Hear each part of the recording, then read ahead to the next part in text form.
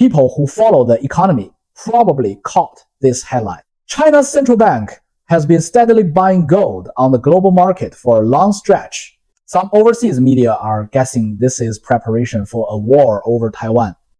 Lots of speculation, lots of hot takes. Today, I'm going to explain gold from the ground up, make it crystal clear what the Chinese government is doing, what the central authorities are actually up to. I've got standing to speak on this. People in China's finance industry know the earliest push to marketize gold.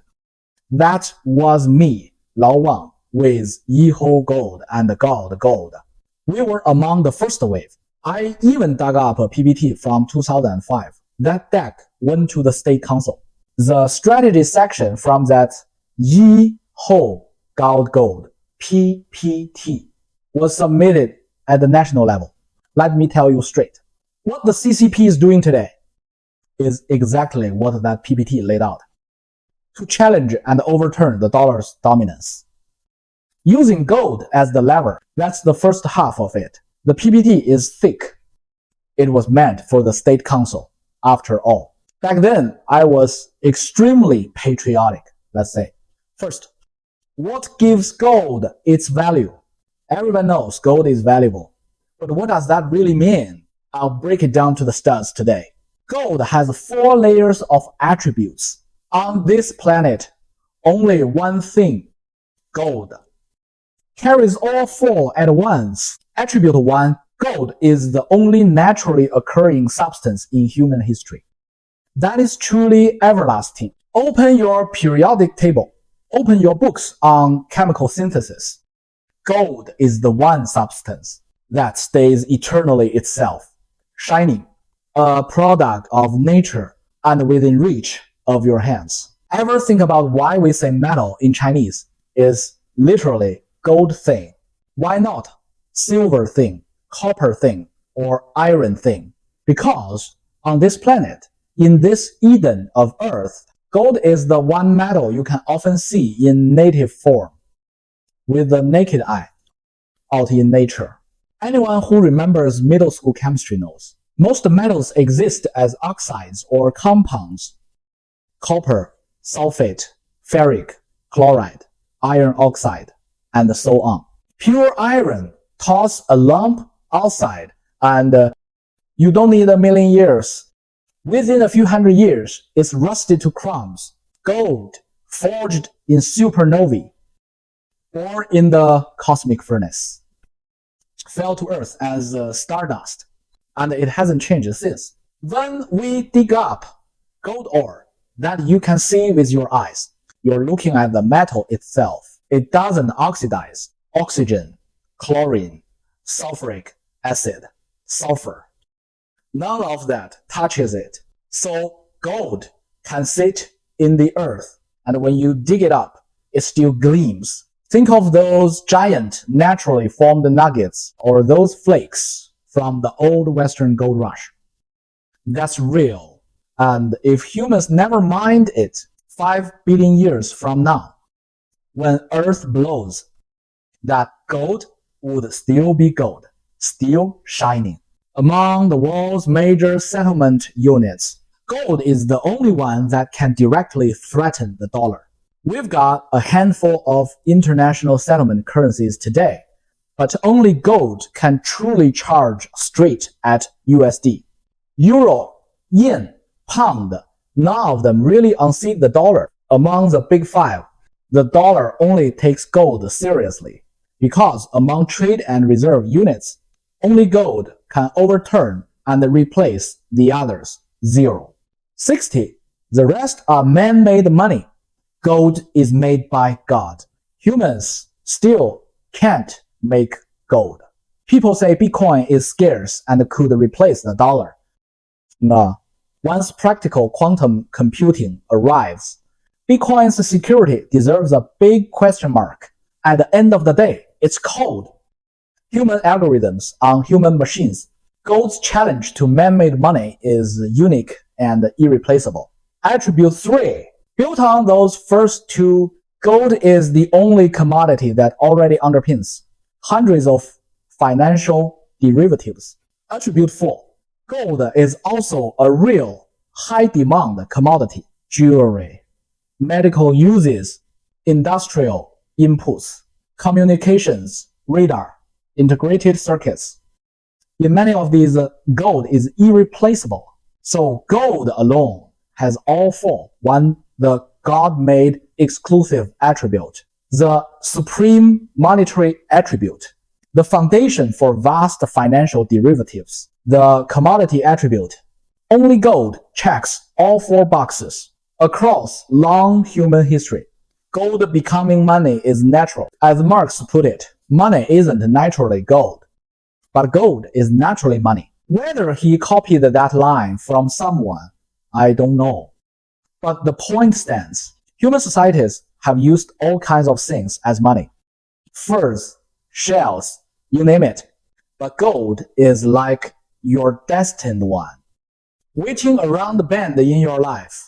You might meet 1,000 wrong partners first. Then you turn the corner and there's gold. That's the essence of gold, is naturally money. So across civilizations, from Sumer to Egypt to China to the Americas and the North, the idea of gold and golden has the same mental resonance. Language expresses thought, and the thought is consistent. Gold is the one sunlight you can hold in your hand. Golden character, golden years, prime location, gold standard quality. The symbolism is universal. Why is gold the ultimate money? Look at today's currencies. Who issues dollars? Who issues euros? The yen, the RMB? Governments, parties, central banks. Who issued gold? The creator. Gold exists by natural law.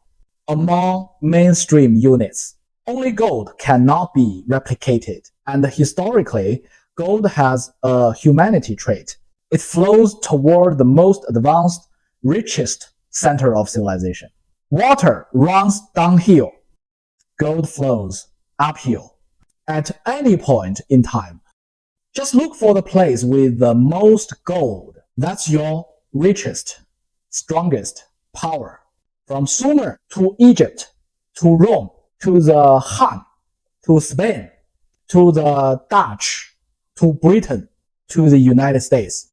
Always the same. A great river of gold surges toward the most advanced pole. That's the core truth. You can deny gold with your mouth, but your actions tell on you. How much gold exists? Total. Let's talk numbers. In all human history, we've mined roughly 150 to 180 tons. That figure hasn't really changed. Even from the 2005 numbers to now, that band. All that gold would fill a room about 18 meters on each side. 1 ton of gold is roughly a cube about the size of this fan's length in each dimension. Roughly a foot. Call it a compact cube. The 180 tons. Picture loading the world's largest cruise ship. Those run 300 tons displacement. All the gold humanity ever dug up could be carried away on one giant ship. Or imagine a room 18 x 18 x 18 stacked full. That's it. That's all the gold. Why hasn't that total moved much in 20 years? Because annual mine output is constrained by physics and geology. South African mines have reached extreme depths. Go deeper and humans can't survive the heat. 70-80 low sea rock temperatures. Water would boil. Same story in China. Shandong's Zhaoyuan and such are near technical limits. We haven't found the new, truly massive Tier 1 deposits. A lot of giant new finds are mostly hype. After 50 years of civilization, the easy great deposits were found long ago. So mining hits a bottleneck. The above ground stock grows maybe 2% a year, meaning the gold in circulation, not the whole 180 counts, but what's actively held expands 2% annually. That acts like a natural CPI suppressor. Run global money on gold as base money. You won't get runaway inflation. Hyperinflation especially becomes unlikely. Back at Bretton Woods, when Keynes was sketching a new world monetary system after WWII, his earth currency was to be anchored to gold. Plan A was gold. What happened instead? The US pushed Plan B, the dollar, promising redeemability at 35 oz. So the dollar became a voucher for gold. It infuriated Keynes. He died not long after. Partly, you could say, of despair. Watching human folly and raw self-interest win out. Before Bretton Woods, gold was around the mid-teens per ounce. 15, 18. Then BW fixed it at 35. Overnight, the US effectively doubled the dollar base and promised any signatory nation, you can redeem your gold held in the US at 35 ounce anytime. America felt secure. Most of the world's gold is in our vaults. Anyway, you're all broke after the war. But man proposes, God disposes. By the mid-1960s, France and the West Germany had recovered amassed big dollar reserves. De Gaulle literally sent warships to New York to redeem gold at 35. America's response? No. Deals off. The dollar delinked from gold. De Gaulle was livid. Call it shameless. Because when it comes to gold, America will drop the pretense. After the delink, what happened to price? It didn't go to 350, not 500. It blasted toward 800. That's the kind of regime change you get when gold is unshackled. If China and the US truly go head to head, you could see another break like that. That was in the confidential second half of our 2005 State Council brief. The roadmap that's now being followed. Gold today is a bit over 200. If Beijing runs the full play we wrote back, then picture a move like 35 to 800, a vertical re-rating. What would that mean? A massive dollar devaluation in real terms, gold spiking to the moon. If it went from 20 to, say, tens or hundreds of thousands per ounce, the dollar's credibility would be toast. Then, even if RMB USD looks weak for a while, you peg RMB to gold, grab the gold standard, and you flip the table on the dollar. Okay, I'm exaggerating with numbers to make the point. Here are the classic reserve totals, circa the mid-2000s figures we used. US official gold aid 134.7 tons. Back then, 57% of all central bank gold. Germany 443 tons. France 324. Italy 451. Switzerland 781. Netherlands 842. Japan 765. China 143.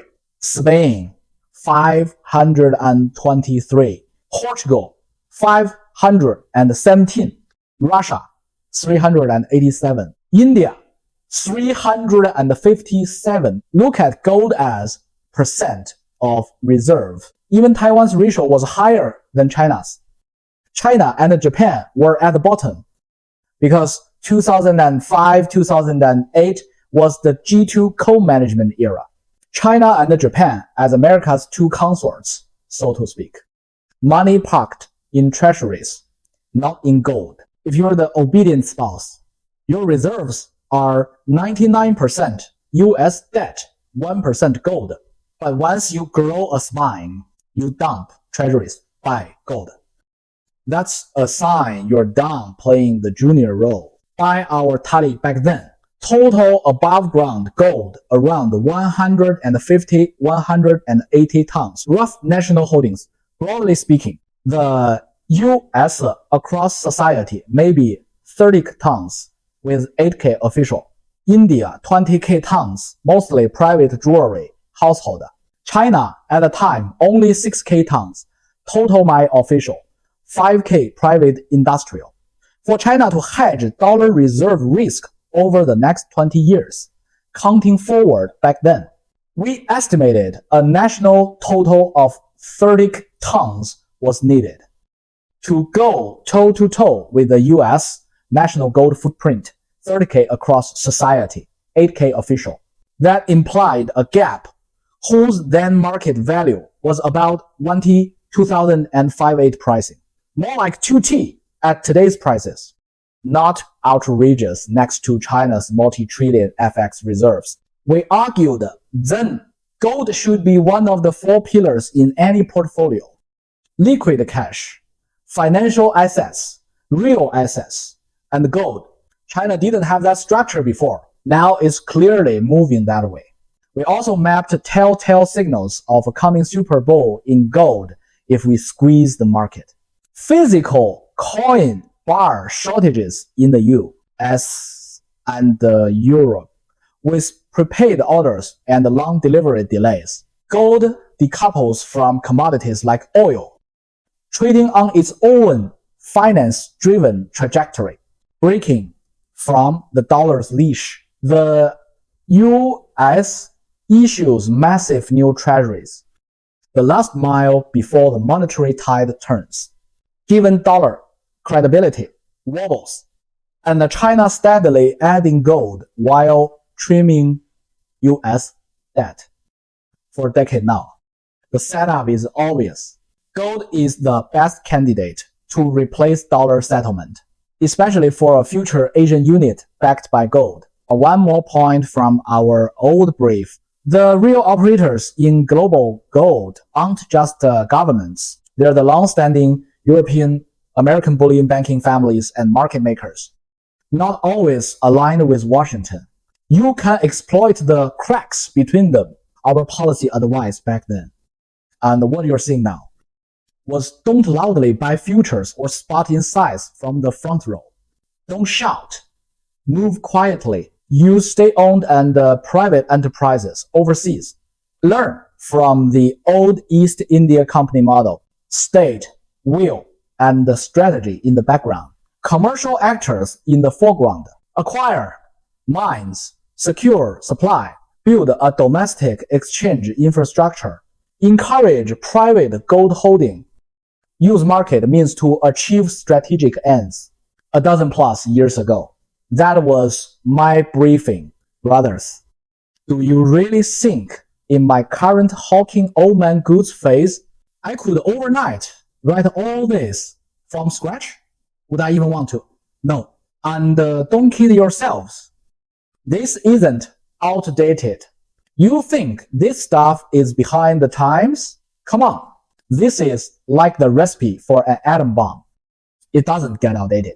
In modern systems, finance is the core strategic asset. All right, let's jump to the conclusions. 1. Move, 5 wins. Leverage the comprehensive crisis in the US. Military, financial, economic, and the once-in-a-century opening when they can't babysit Africa's gold mines. When America turns inward, its isolationist streak always resurfaces in a crunch. Don't chase gold on the open spot market. Go around it. Use dollar reserves to buy mines directly in gold-rich, cash-poor countries, advance funds for exploration and extraction, and build our own gold trading framework with independent IP. That's how you see the physical flow. Then wrestle for pricing power. That single strategy hits 5 birds. It preserves short-term stability inside the dollar system, buying China a valuable time window for positioning. It hedges the shrinkage risk of our FX reserves as the dollar weakens, especially the book value of treasuries. It lays the gold foundation for the RMB to rise as a strong currency, enabling credible swap lines with other majors. It checks the euro, preventing it from becoming the new hegemon. It leaps ahead of India, grabbing the commanding heights of gold resources and curbing its rise 50 years out. What China already did policy timeline back then.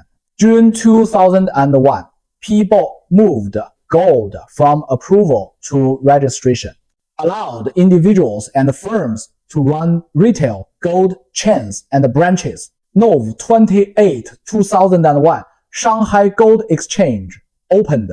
All 2002 formal trading began. VAT exemptions for gold trading firms.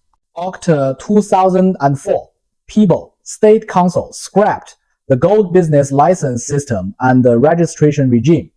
2005, gold, silver markets open to foreign capital. Back then, we even pushed for broader tax breaks for gold businesses.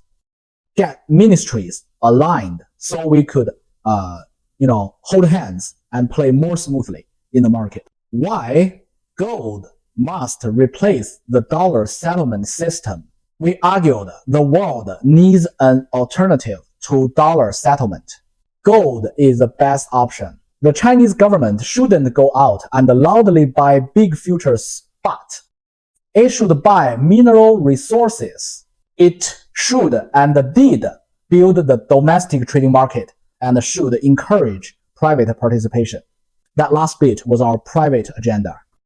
I figured leadership might prune it in favor of SOEs. China's rise will re-rate gold. Not a gentle drift, a quantum jump. Think 35 to 800. That kind of jump. So there you have it. Another hour laid bare. The strategy behind gold. The underpinnings of China's national gold playbook. The financial warfare plan. Strategy and tactics. I hope it helped. Let's sit back and watch calmly from the fishing terrace. Observe how these two giants, the US and China, two big bullies, if you like, including that Make America Great Again old guy, maneuver across financial markets like charging cavalry. See you next time.